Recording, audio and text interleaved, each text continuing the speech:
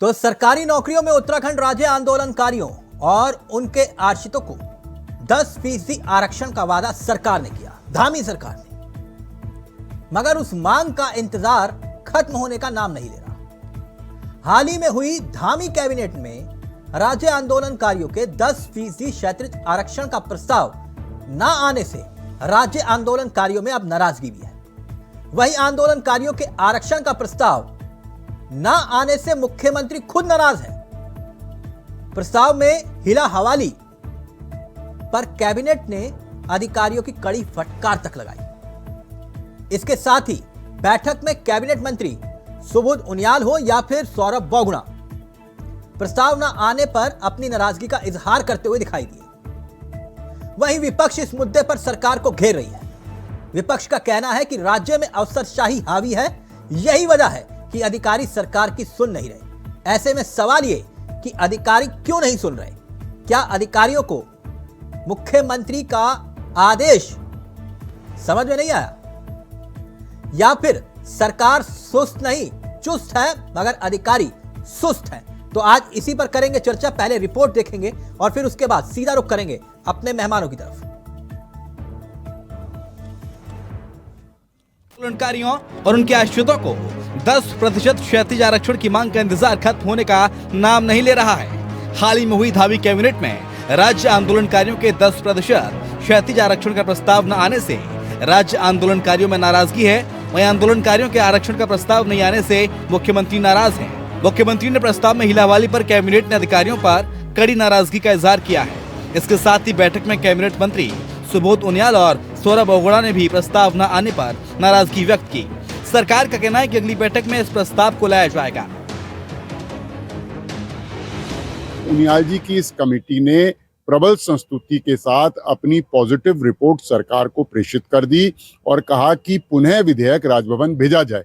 अब 2 मर्तबा कैबिनेट हो गई उसके बाद, लेकिन जो अभी 2 दिन पहले कैबिनेट निपटी उसमें जब ये विषय नहीं आया तो माननीय सुबोध उनियाल जी और सौरभ बोगुणा जी ने इस पर नाराजगी व्यक्त करी, मुख्यमंत्री जी ने भी नाराजगी व्यक्त करी और कार्मिक मंत्रालय से जब सवाल पूछा तो कहीं ना कहीं कार्मिक विभाग की लापरवाही रही अधिकारियों की और ये नहीं आ पाया। तो उसके बाद सुबोध उनियाल जी से हमारी वार्ता हुई। सुबोध उनियाल जी ने आश्वस्त किया कि अब जो कैबिनेट होगी होली के बाद उसमें ये विषय 100% आएगा और ये विधेयक जो है वो संस्तुति सहित राजभवन को भेजा जाएगा। आपको बता दें कि उत्तराखंड के राज्य आंदोलनकारियों और उनके आश्रितों के लिए 10% क्षैतिज आरक्षण के लिए खुद सीएम धामी ने उप समिति का गठन किया था। उप समिति आरक्षण के प्रस्ताव में सिफारिश भी कर चुकी है। बावजूद उसके कैबिनेट में प्रस्ताव न आने से राज्य आंदोलनकारियों में नाराजगी है। वहीं राज्य में इस मुद्दे पर सियासत भी शुरू हो गई है। दरअसल कैबिनेट में आंदोलनकारियों के आरक्षण का प्रस्ताव नहीं आया। सरकार ने इसके लिए अधिकारियों को जिम्मेदार माना है। मुख्यमंत्री धामी ने प्रस्ताव में हिलावाली पर अधिकारियों पर नाराजगी जताई है।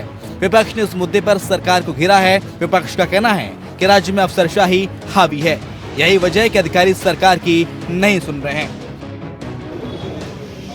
क्षैतिज आरक्षण हो, गन्ना किसानों का पूर्व का भुगतान हो, समर्थन मूल्य का मामला हो, ये सब कुछ सरकार की नॉलेज में होता है। और ऐसा कैसे हो सकता है कि मुख्यमंत्री चाह लें और उसका प्रस्ताव ना आए? ये संभव है क्या? और अगर ये वाकई में मुख्यमंत्री गंभीर है तो उनको इस्तीफा दे देना चाहिए। अगर उनके कंट्रोल में कैबिनेट के मंत्री नहीं है, उनके चीफ सेक्रेटरी, उनके अनुभाग के अधिकारी अगर उनके कंट्रोल में नहीं है, उनकी नहीं सुन रहे हैं, तो उनको फिर पद में बने रहने का कोई अधिकार नहीं है। कुल मिलाकर एक और जहां राज्य सरकार आंदोलनकारियों को 10% क्षैतिज आरक्षण देना चाहती है, तो दूसरी तरफ कैबिनेट में प्रस्ताव न आना अपने आप में बेहद गंभीर है। सवाल ये कि क्या राज्य में अधिकारी बेलगाम हो गए हैं? क्या सरकार का अधिकारियों पर कोई कंट्रोल नहीं है? आलम देखिए कि जिस प्रस्ताव के लिए मुख्यमंत्री खुद समिति का गठन कर रहे हैं, उस प्रस्ताव को ही कैबिनेट में नहीं लाया जा रहा, या फिर कहीं ऐसा तो नहीं कि सरकार अफसरशाही को ही मोहरा बना रही है। Saurabh Bhatia, Dehradun, India voice.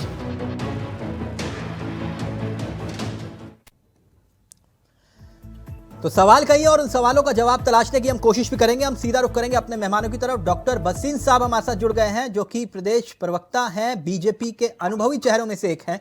हमारे साथ शिशपाल बिष्ट जी जुड़ गए हैं, कांग्रेस के अनुभवी चेहरों में से एक हैं। राजेश बिष्ट जी हमारे साथ जुड़ गए हैं, आम आदमी पार्टी के युवा चेहरे हैं। आप सभी का बहुत बहुत स्वागत है। सबसे पहले बसीन साहब, इस चर्चा की शुरुआत आपसे साथ करना चाहूंगा। देखिए, सीएम धामी साहब तो धाकड़ है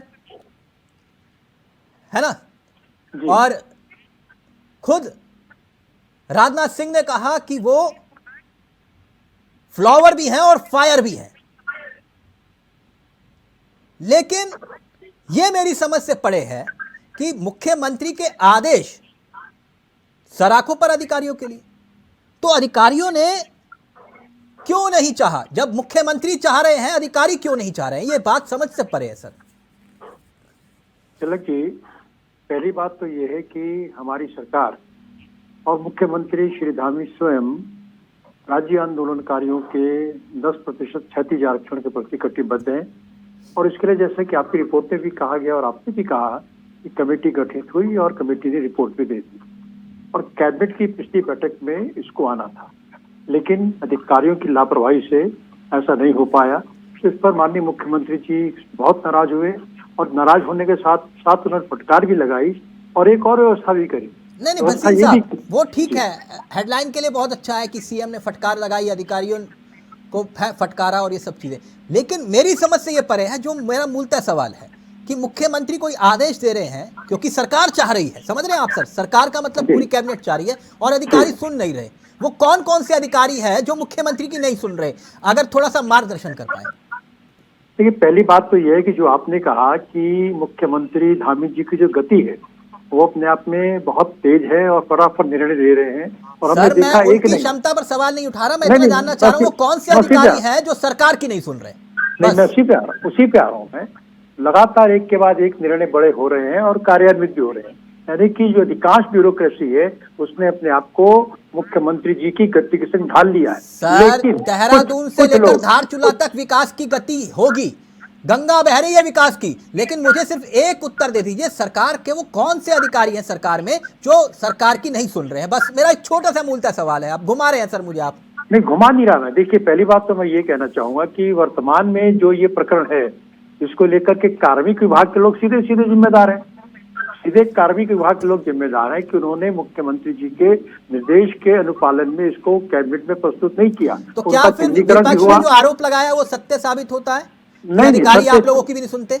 नहीं, वही तो मैं कहना चाह रहा हूँ आपसे। जो मैं पहले निवेदन कर रहा था, मेरा कहना यह है कि गति मुख्यमंत्री जी की बहुत तेज है और अधिकांश ब्यूरोक्रेट्स ने अपने आप को उस गति के संग ढाल लिया है। लेकिन अभी भी कुछ लोग हैं जो उस गति को पकड़ नहीं पा रहे हैं। आप लोग सीरियस हैं तो गाज क्यों नहीं गिराते? 2-4 पर गाज गिराइए, अपने आप समझ में आइए। देखिए, पहले गाज गिरी है, अब फिर गाज गिरेगी।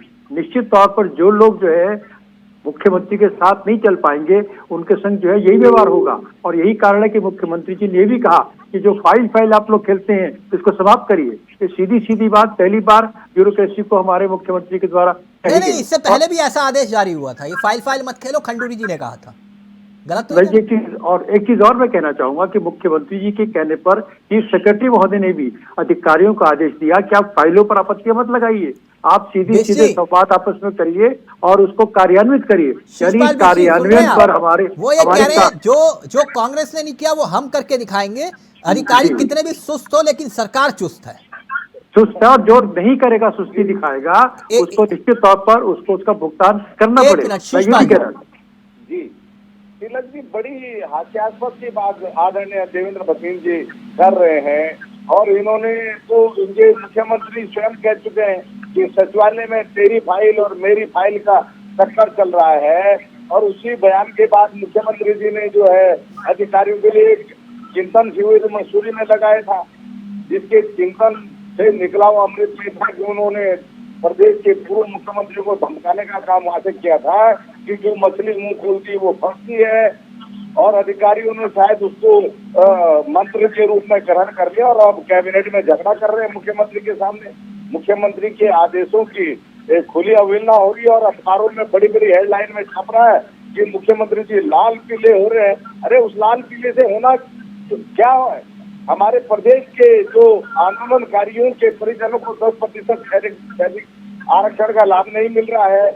और ये भी अभी संशय की बात है कि जिस मुद्दे पर ये अधिकारी लड़े हैं, कभी कहा जा रहा है कि सौर ऊर्जा की फाइल दी, कभी कहा जा रहा है कुछ और की, लेकिन हेडलाइन मेंटेन करने के लिए हम मानते हैं कि मुख्यमंत्री जी 10% क्षैतिज आरक्षण के मामले में लाल पीले हुए, लेकिन प्रदेश की जनता ने आपको इसलिए प्रचंड बहुमत नहीं दिया कि आप लाल पीले हो।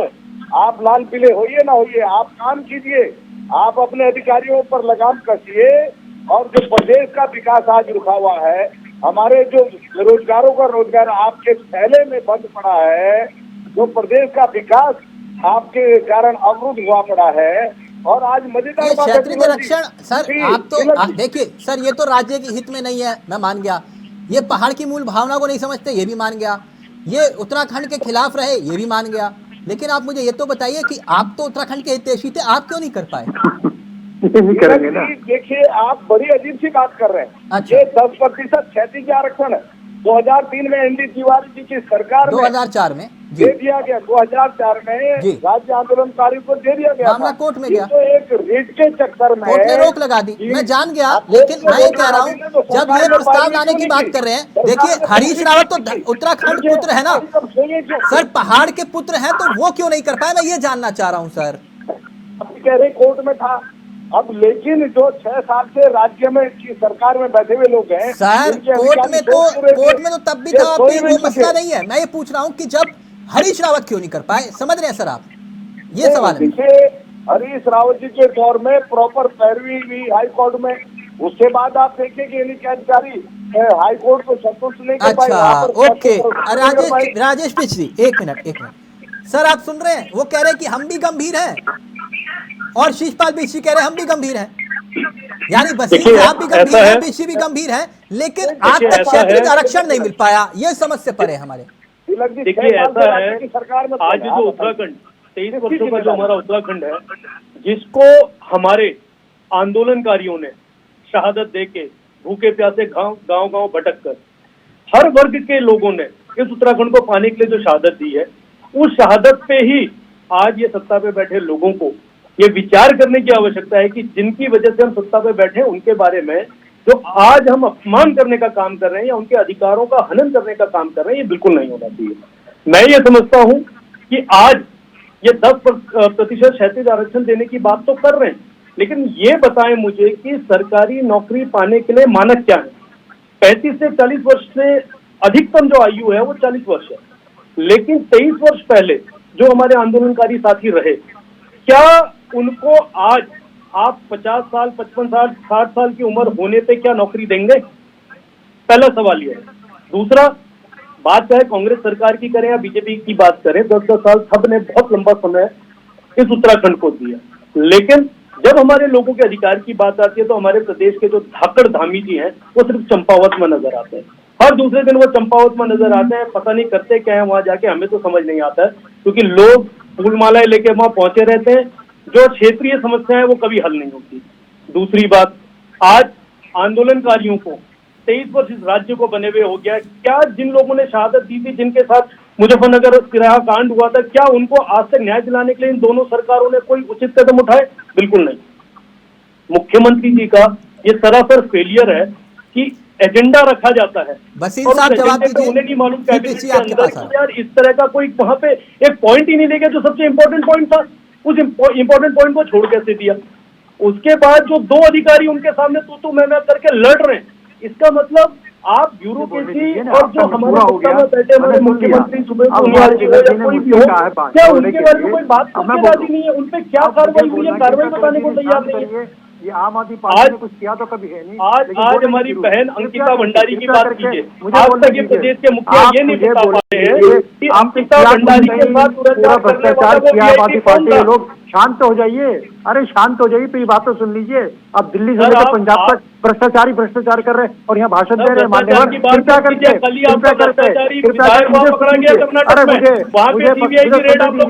मेरी बात कहने दीजिए, मुझे कहने दीजिए। आपकी पार्टी साफ हो रही है, आपकी पार्टी को उत्तराखंड परमानेंट आपकी सत्ता नहीं रहने वाली। हमारी पार्टी परमानेंट को सत्ता जनता का किसी की नहीं आशीर्वाद रही है है। और आपकी पार्टी को और जनता ने इतना लगा घमंड दिया ठीक नहीं है, फिर भी आप लोग इतना लंबी घमंड बातें ठीक करते नहीं है हैं। कि अगर हम जब तक हम कुछ अपने नहीं है, अधिकारों लंबी की बात बात नहीं करें करते, तो मुझे आप बोलने धमकाने दीजिए लगे। ना। आप मुझे बोलने ये क्यों एक नहीं राष्ट्रीय देते? चैनल पर आप आप बैठे हुए केजरीवाल धमकाने के का जो काम ठीक नहीं पूरे है जो आपका। है अपने आप आप बोलने क्यों मेरे नहीं से दे रहे उम्र में हैं? भी आप बहुत मुझे बड़े हैं बताइए, और मैं आप मुझे समझता हूँ कि बोलने आपने दीजिए हर ना। किसी की आप बात बड़े को तो कह ध्यान से रहे हैं, सुनना चाहिए। आप बड़े तो कह रहे हैं, लेकिन आप ये बोलने तो इस दीजिए। सत्ता में आपका बैठ के सम्मान सत्ता में अगर बैठ के आप गरिमा धमकाने का काम गरिमा करेंगे विवेक ऐसे। की नहीं रखेंगे तो इसका मतलब आप क्यों चाहते हैं? एक आप मिनट गरिमा राजेश जी, रखिए डिबेट राजेश जी उनका नहीं, पॉइंट गरिमा आने आपको दीजिए, आपने मेरे को सवाल मौका उठाया। दिया गया बात करने का तो आपको आप सुनिए, बीच में राजेश आप जी गरिमा आपने को सवाल डिबेट उठाया, निकाल आप रहे हैं। उनका पॉइंट तो आने दीजिए। आपने ये सरकार से लोग सवाल किया, एक मिनट अपनी बात रख लें। वसीम साहब प्लीज। देखिए, वसीम साहब मेरा कहना ये है कि पहले हर डिबेटर को यहाँ पर जो पैनलिस्ट आते हैं गरिमा रखनी चाहिए, लेकिन यहाँ पर आकर के इतना अधिक बोलते हैं, गरिमा गिरा देते हैं, ये बड़ा अफसोस की बात है। हम सर, सबसे बोलने लागू वाली है, तो बुरे मैं लग भी रहे हैं रहूं। आपको। अरे मेरी बात तो जो सुन लीजिए बोलेगा ना। उसको अरे आपने बोले धमकाने का हाँ काम कर तो रहे हैं, नहीं नहीं, का आप काम कर रहे गरिमा हैं। रखिए। ये आपके घर की डिबेट नहीं हो रही है, ये चैनल पर यही बैठे तो कह रहा हूँ, हैं, घर की आपकी भी जिम्मेदारी डिबेट नहीं है कि आप अपनी नहीं, मर्जी से तो धमका तिलक दिन देंगे रोक दिया ना किसी को भी। आपको तिलक दिन रोक दिया ना, उनकी बात तो मानिए ना। आप क्यों नहीं मानते? वो क्या आप कानून को भी नहीं, नहीं मान मानते? क्यों नहीं तो रहे? सही बात तो ये है। आप जिस आप तरीके नहीं से मानते, धमका रहे हैं, उससे आप मुझे लग रहा जवाब है दे कि रहा डिबेट में हूँ, आपको आपकी हर कोई बात का नहीं है। जवाब दे रहा हूँ, आपकी हर बात का जवाब राजेश जी दूंगा। एक मिनट पॉइंट आने आपकी दीजिए। हर बात का जवाब दूंगा। जी, मेरा डॉक्टर कहना साहब, केवल ये है वो ये जी। कह रहे हैं कि कहां से अब सरकारी नौकरी मिलेगी, ये भी समझा दीजिए। पहला पॉइंट उनका ये था। देखिए, पहली बात तो मैं ये कहना चाहूंगा कि जो टेक्निकल बात थी, जिसके बारे में ना तो हमारे बीजी कुछ बोला, ना हमारे राजी ने कुछ बोला। टेक्निकल बात ये थी कि जो आरक्षण दिया गया वो एक शासन के आदेश के तहत दिया गया और इसी कारण से माननीय उच्च न्यायालय ने उसको किनारे कर दिया। अब हमारी सरकार उसके वैधानिक पक्ष को ठीक कर रही है, उस पर बाकायदा एक्ट आने वाला है, जैसे कि महिला आरक्षण में आया। ये सर बारिश मैं के आपकी भांति बात समझ गया, लेकिन जो बात दोनों तरफ से उठी है उस पर जवाब दीजिए। हाँ, मैं कह रहा हूँ ना आपसे, पहली बात तो मैं ये बताना चाहता हूँ, हमारी नियत साफ है, हम दिशा में काम कर रहे हैं। कांग्रेस के लोग आम आदमी पार्टी का भूमिका नहीं है उत्तराखंड के अंदर, और यही कारण है कि आम आदमी पार्टी को तो पूरा सफाचट कर दिया, हर वसीम व्यक्ति साहब, की जमानत खुद कर दी। वसीम मैं इनकी साहब, बात का जवाब दे रहा हूं। एक अब मैं अगली बात आम आदमी पार्टी विषय नहीं है ना, फिर नहीं, ऐसे ये बोल रहे हैं ना, ना। अगर आप ये वाली बात आ गई सर, तो फिर आपसे पूरे कोई पूरा और कंप्लीट बात कर नहीं लीजिए। की गई, एक आपको मिनट, पकड़ ये लिया कहा एक गया मिनट, है राजेश कि राजेश इस समय- प्लीज, एक मिनट। जी 2007 में आपको उत्तराखंड क्रांति दल ने सहयोग किया था, ठीक? उत्तराखंड क्रांति दल ने राजेंद्र भंडारी के साथ साथ वो उत्तराखंड क्रांति दल के भी 3 शायद विधायक थे, 3 या 4, उन्होंने भी आपको सहयोग किया। उनके कसम और प्रण था कि क्षत्रिय आरक्षण, गैरसैंण को राजधानी, मुजफ्फरनगर कांड के दोषियों को सजा। सत्ता में आके सब भूल गए।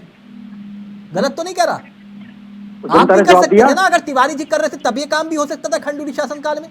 विषय यही नहीं। है कि अगर आप लोगों की, अभी छोड़ दीजिए कि आम आदमी पार्टी क्या, विषय यही है कि आप अब कैसे कर पाएंगे अगर अधिकारी अड़ंगा लगाएंगे।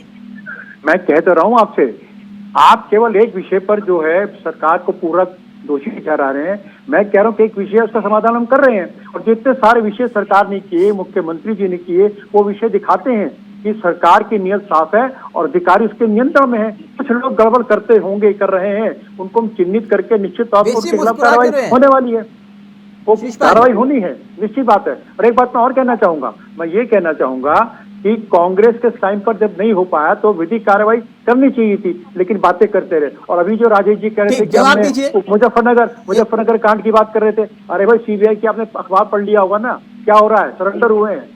ये हमारी सरकार की सीबीआई की बात कर रहे हैं, जिसको आप तोता तोता बोलते हैं। तो हमारा जो कमिटमेंट है, वो हमारा कमिटमेंट क्या हुआ सर मुजफ्फरनगर कांड में?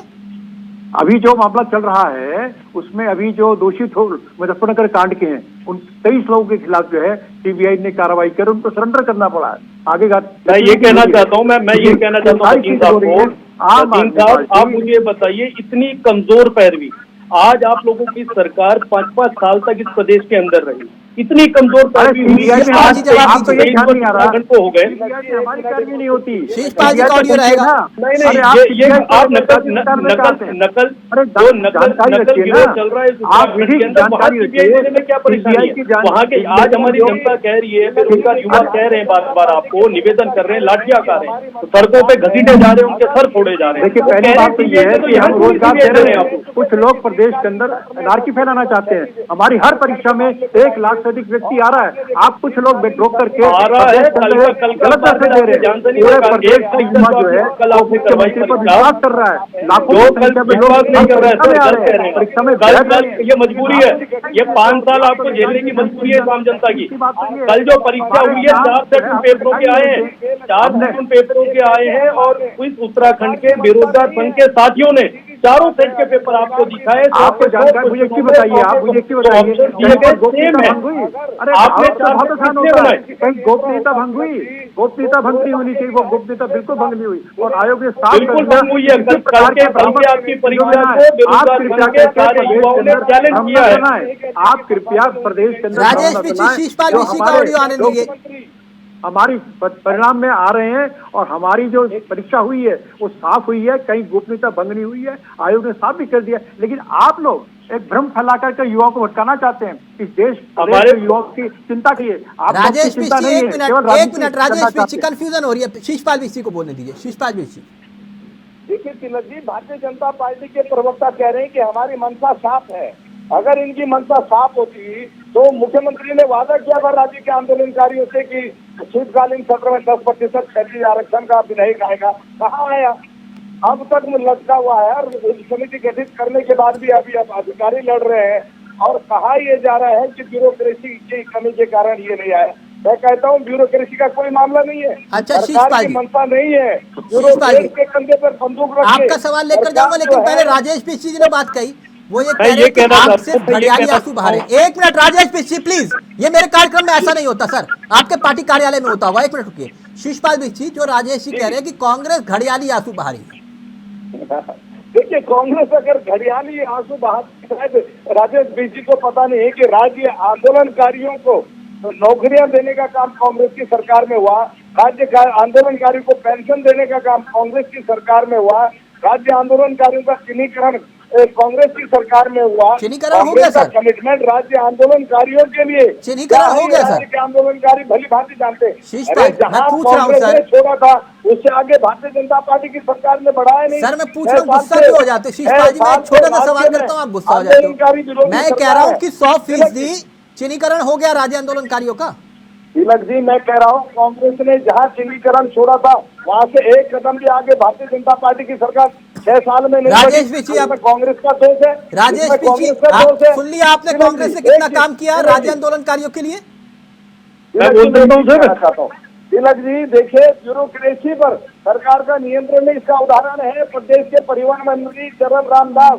परिवहन भाड़े पर बढ़ोतरी पर उन्होंने कहा कि अधिकारियों ने मुझसे सलाह नहीं की, इस पर अंतिम फैसला प्रदेश के मुख्यमंत्री लेंगे। लेकिन क्या हुआ? अधिकारियों की चलिए और प्रदेश की जनता बढ़ावा किराया दे रही है। राजेश पिछी, जल्दी से प्लीज। सर मैं बोल सकता हूँ? बिल्कुल बिल्कुल राजेश, मैं ये कहना चाहता हूँ, आज बड़ी हैरानी की बात है, आज बड़ी हैरानी की बात है कि कांग्रेस ने कह रही है कि हमने चिन्हित कर लिया, बीजेपी कह रही है हमने चिन्हित कर लिया। समझ में ये नहीं आ रहा है कि जो 23 वर्ष निकल चुके हैं इस प्रदेश के, कितने लोगों को इन्होंने रोजगार दे दिया। दूसरी बात, अगर रोजगार दे दिया तो आज इतनी बड़ी संख्या है क्या उत्तराखंड के अंदर कि आपको आज भी सोचना पड़ रहा है कि हमें 10% क्षैतिज आरक्षण देने की आवश्यकता है? मैं ये समझता हूँ कि जिन्होंने आंदोलन में लाठियां खाई, जिन्होंने सीने पे गोलियां खाई, जो सड़कों पे रगड़े गए, जिन हमारी मातृशक्ति महिलाओं बहनों के साथ जो अभद्रता इस मुजफ्फरनगर कांड में हुई, अगर आज हम उनकी आयु उस समय अगर आंकड़े लगाएं सन 2000 से पहले की, तो 20, 25, 22 साल, 25 साल कुछ भी हो सकती है। आप 23 साल के बाद क्या 50 साल की उम्र में आप उन्हें नौकरी देने की बात कर रहे हैं? अगर आपने नौकरी देनी थी तो आपने 23 वर्ष पहले चिन्हित करके पहले पंचवर्षीय में उनको नौकरी दे देनी चाहिए थी। आज आप किनको नौकरी देने की बात कर रहे हैं? आज आप 60 साल के व्यक्ति को नौकरी देंगे क्या? बिल्कुल नहीं दे सकते। ये आखिरी तो इसलिए मेरा ये मानना है आरक्षण की जिन्हें देने की बात कर रहे हैं उन्हें तो आपने तत्काल दे देना चाहिए। मेरे ख्याल से हजारों की गिनती में भी लोग नहीं होंगे अब। अभी तक तो उनको नौकरी मिल जानी चाहिए थी, 10 साल 15 साल की उनकी नौकरी हो जाती, जिन्हें आज ये दिखाने की कोशिश कर रहे हैं कि जी हमें बहुत सम्मान है अपने आंदोलनकारियों का, जिनकी वजह से बार बार ये सत्ता में आ रहे हैं, ये इनके प्रति बिल्कुल भी गंभीर नहीं है। इनके सामने ब्यूरोक्रेट लड़ते हैं, ये लोग आंख बंद कर लेते हैं, मुंह बधिर हो जाते हैं। वहां पे क्यों एक्शन आपने उसी टाइम सस्पेंड नहीं किया उन्हें, अगर आपके सामने आपकी सुनवाई नहीं कर रहे हैं? ये एजेंडा में इतना इंपॉर्टेंट पॉइंट आप मिस कर रहे हैं। में अपने आंदोलनकारियों के लिए राज्य में वहां पे राजधानी बनाने की बात करी, आज तक आप नहीं कर पाए। राजेश जी एक मिनट, बसीन साहब, क्या वाकई में आप अधिकारियों को मोहरा बना रहे हैं? ना, हमारी जिम्मेदारी जनता के प्रति है और यही कारण है कि जनता हमारे साथ खड़ी हुई है। कांग्रेस को उन्होंने दोबारा हराया, आम आदमी पार्टी का सर, टुकड़ा साफ हो कर गया दिया। ना, कौन हारा हाँ, कौन जीता अब- भी विषय नहीं है। मैं आपसे नहीं, सिर्फ विषय इतना ये पूछ रहा है हूं कि ऐसा कैसे हो सकता है कि सरकार चाहे और अधिकारी ना चाहे। मैं कह रहा हूँ ना कि आप 10 मामले हुए, 10 में से 8 अगर अनुकूल चले गए और 2 छूट गए, उस पर जो लोग गलत काम कर रहे हैं उनको चिन्हीकरण करके दंडित किया जाएगा। और सर, सीधी मैं सी बात आपकी है। बात समझ गया। आप ये भी तो नहीं जी। बता रहे ना वो कौन कौन से अधिकारी हैं देखिए, जिन्होंने ये- ये लापरवाही बरती। मैंने कहा सरकार विभाग की चाह बात रही है, करें। प्रस्ताव नहीं आ रहा है, अब फिर आप देखिए, कहेंगे ये- इसके लिए शीशपाल भी जिम्मेदार है, तो फिर ये नहीं भी नहीं, समझ से परे है ना। देखो, शीशपाल जी का नाम मैं बिल्कुल नहीं लूंगा क्योंकि ये तो उत्तराखंड विरोधी रहे हैं शुरू से कांग्रेस वाले। मैं तो ये कह रहा हूँ कि हमारी सरकार का जो फाइल वर्क में चले होंगे, कहाँ पर किस अधिकारी की क्या गलती रही है, कमी रही है, वो फाइल में होगा और उसका चिन्हीकरण अंदर की जो मशीनरी है, मैकेनिज्म है, वो उसको चिन्हित करेगा। एक बात। और जब ये राजेश जी कह रहे थे कि 50 साल हो गए, राजेश जी आपकी जानकारी में होना चाहिए कि हमने राज्य आंदोलनकारियों और उनके आश्रितों की बात की है। अगर किसी कारण से राज्य आंदोलनकारी को नौकरी नहीं मिली या नौकरी नहीं लेना चाहते तो उसके आश्रित कम नौकरी देने वाले हैं। वसीम थोड़ा साहब, चिंता इससे रखिए। पहले भी मैंने एक उदाहरण दिया था। जी इससे पहले भी मैंने एक उदाहरण दिया था। आज दो, जी। अभी दो, उत्तराखंड राज्य दो। जी हमारी मातृशक्ति सड़कों पर उतरी, जी अपनी अस्मत तक दांव पे लगा दी। जी जो कुछ मुजफ्फरनगर कांड में हुआ वो दोहराया नहीं जा सकता। रोंगटे खड़े हो जी। जाते हैं वो घटना को सुनते हुए भी। मैं सिर्फ इतना कह रहा हूं आपसे कि अगर आपकी नीयत सही है तो फिर आप भी, मैंने कहा ना, शराब बंदी के खिलाफ भी एक लड़ाई हुई थी, एक आंदोलन हुआ था, लेकिन वो राज्य आंदोलनकारी जो चिन्हित हुए उनमें से कई शराब के ठेके पर जाकर काम कर रहे थे। सर, गलत तो नहीं कह रहा? जी आपको मैं लोकेशन बता दूंगा, अभी पता नहीं मालूम है या नहीं, उससे पहले पता कर लीजिएगा। मसूरी में शराब के ठेके पर राज्य आंदोलनकारी काम कर रहा था। अब पता नहीं है या नहीं, वो यह हकीकत है। और जिनके लिए आप कह रहे हैं सत्ता उन्होंने हासिल की राज्य आंदोलनकारियों के नाम पर, और सत्ता में आने के बाद क्षैतिज आरक्षण पे नौकरी देने की बात छोड़ वो सत्ता की गोद में बैठ गए। ऐसा ही हुआ था ना शीशपाल बिस्सी, चाहे वो प्रीतम तवारी क्यों ना हो, या दिवाकर भट्टी क्यों ना हो, या काशी सिंह क्यों ना हो। बिल्कुल सही बात। गलत नाम तो नहीं लिए मैंने? नहीं, बिल्कुल सही बात बोली। तो ये तो हकीकत रही। ये समस्या का समाधान क्यों नहीं हो पाया? ना तो हम राजधानी को लेकर कोई स्टैंड ले पाए। हर्षात्मक तब हुआ बोगड़ा की सरकार में बोले कि एक काशीपुर में राजधानी बना दो, एक देहरादून के रायपुर में बना दो, एक यहां पर है और एक गैरसैंण में बना दो। हुआ था कि नहीं हुआ था सर? एक विधायक बोलता कि मेरे यहां बना दो, दूसरा विधायक कहता है ना ना ना बोगड़ा साहब यहां मत बनाइएगा, यहां बना दो। ये क्या, हम ऐसे मुद्दे जिनके बल पर उत्तराखंड मिला हम उनको भूल गए, उनको भूल गए। तो भसीन साहब, वही मेरा सवाल था कि अधिकारी अगर नहीं चाह रहे, सरकार तो चाह रही है। फाइनल कमेंट प्लीज जल्दी से। मैं ये कह रहा हूँ कि जो आरक्षण का मुद्दा अगली कैबिनेट में निश्चित तौर पर, राजधानी पर हमारा कमिटमेंट था ग्रीष्मकालीन का, हमने अपने घोषणा पत्र में कहा, उसको हमने लागू कर दिया। तो भारतीय जनता पार्टी की नियत सर, आंदोलन घोषणा पत्र में तो आपने लोकायुक्त भी कहा था 2017 में। था, मैं एग्री कर रहा हूँ आपकी बात से, लेकिन जिस प्रकार से हमारी सरकारें काम कर रही हैं और बिना लोकायुक्त के भ्रष्टाचार पर प्रहार हो रहा है तो कोई आवश्यकता नहीं है। और दूसरा एक और मैं कहना चाहता हूँ तिलक जी, आपकी जानकारी में होगा कि जिस समय तिवारी जी थे उस समय थे ना, 2 लोकायुक्त बन के आए थे, क्या परिणाम निकला था? कुछ नहीं कर पाए थे। इसलिए व्यवहारिक पक्ष की राज्य प्रहार करो भ्रष्टाचार पर, सरकार करे, मुख्यमंत्री करे, और वो काम हमारे धामी जी कर रहे हैं। मैं तो कह रहा हूँ कि आप कह रहे जीरो टॉलरेंस, बहुत अच्छी बात है, जीरो टॉलरेंस की सरकार, लेकिन खंडूरी जी का सपना था सर, है ना, तो वो तो पूरा करना चाहिए। सम्मान करता हूँ, मैं सम्मान करता हूँ इस बात का, इस बात का सम्मान करता तो हूँ। वक्त इजाजत नहीं दे रहा, समय नहीं है। एक मिनट में, एक प्लीज, मिनट बेशी में, जल्दी तिलक जी, राज्य आंदोलनकारियों पर गोली चलाने के दोषी अधिकारियों को सम्मानित करने का काम भारतीय जनता पार्टी की सरकार ने किया। मुलायम सिंह को पद्म भूषण सर, देने का आरोप काम तो इनकी किसी सरकार और पर ने भी लगे किया। थे गोलियां चलाने और के। आप देखिए, राज्य लगातार आंदोलनकारियों पर गोली के चलाने के टेंशन आरोप तो किसी और पर भी लगे थे। इन्होंने किया। और अब 10% क्षैतिज आरक्षण के मामले में लगातार राजनीति शिषपाल जी, कर रहे देखिए, हैं। भसीन साहब समझ रहे हैं मैं क्या कह रहा हूं? ठीकरा फोड़ रहे हैं। मैं कह रहा हूं कि किसी और पर भी आरोप लगे थे राज्य आंदोलनकारियों पर गोली चलाने के। राज्य आंदोलनकारियों के मुद्दे पर ये आगे बढ़ना ही नहीं। Okay, thank you, thank you.